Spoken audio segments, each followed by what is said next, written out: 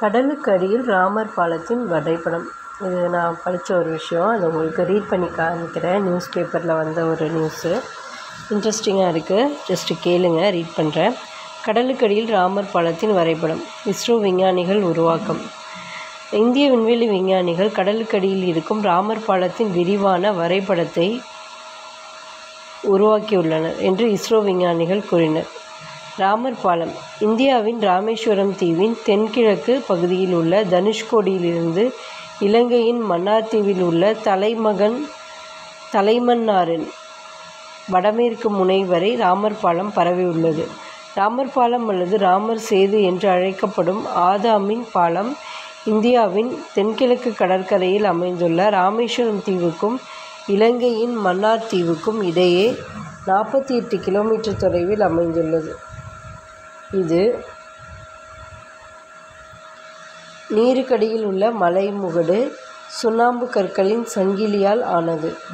இதிகாசமான இராமாயணத்தில் சீதையை ராமன் மீட்பதற்காக ராவணனுடன் போரிடுவதற்காக இலங்கையை அடைய ராமரின் படையால் கட்டப்பட்ட ராமர் சேது என இது விவரிக்கப்பட்டுள்ளது. ராமரின் காலத்தால் அழியாத கதையில் பாலம் மையமாக இருப்பதால் இது மனிதனால் உருவாக்கப்பட்ட கட்டமைப்பா என்பதை கண்டறிய கடந்த காலங்களில் பல ஆய்வுகள் உள்ளன. நாசா செயற்கைக்கோள். இதற்கிடையே அமெரிக்க நாசாவின் ICESat-2 லேசர்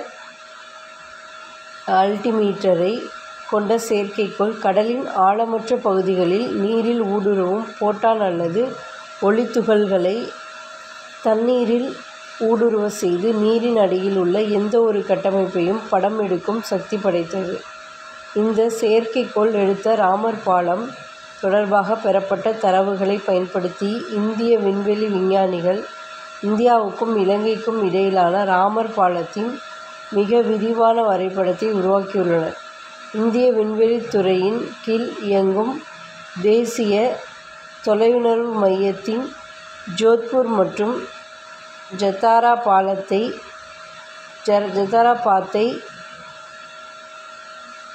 ஹைதராபாத்தைச் சேர்ந்த ஆராய்ச்சியாளர்கள் ராமர் பாலம் பற்றிய பல நுணுக்கமான விவரங்களை கண்டறிய நாசா செயற்கைக்கோள் எடுத்த படங்களை ஆய்வு செய்தனர். அவர்களின் ஆராய்ச்சியின்படி பாலத்தின் 99.98% பகுதிகள் ஆழமற்ற மற்றும் மிக ஆழமற்ற நீரில் மூழ்கியது தெரிய வந்துள்ளது. குறிப்பாக 29 கிலோமீட்டர் நீளம் கொண்ட ராமர் பாலம் கடற்பரப்பில் இருந்து 8 மீட்டருக்கு கீழே இருப்பதை வரைபடமாக உருவாக்கப்பட்டுள்ளது. புவியியல் சான்றுகள். மிக ஆழம் குறைந்த பகுதியில் பாலம் இருப்பதால் கப்பல்கள் மூலம் சென்று அப்பகுதியை ஆய்வு செய்ய முடியாது. அத்துடன் மன்னார் வளைகுடா மற்றும் பால்க் ஜலசந்திக்கு இடையே 2 முதல் 3 மீட்டர் ஆழம் கொண்ட 11 குறுகிய கால்வாய்களும் கண்டறியப்பட்டு உள்ளன.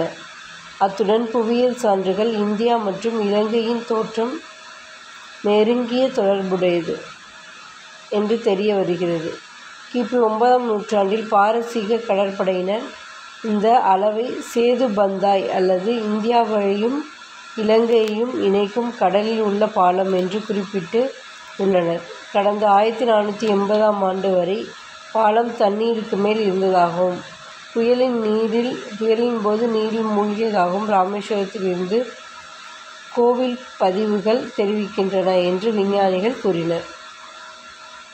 இதில் கொடுத்துருக்க அந்த வரைபடம் தான் கடலுக்கு அடியில் உள்ள ராமர் பாலத்தோட வரைபடம். ஸோ இதுதான் இந்த நியூஸு.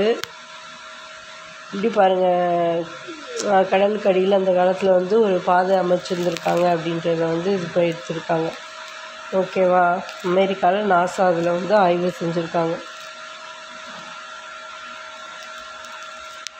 அதுதான் இது. உங்களுக்கு இந்த நியூஸ் யூஸ்ஃபுல்லாக இருக்கா என்னன்றதை சொல்லுங்கள். பை.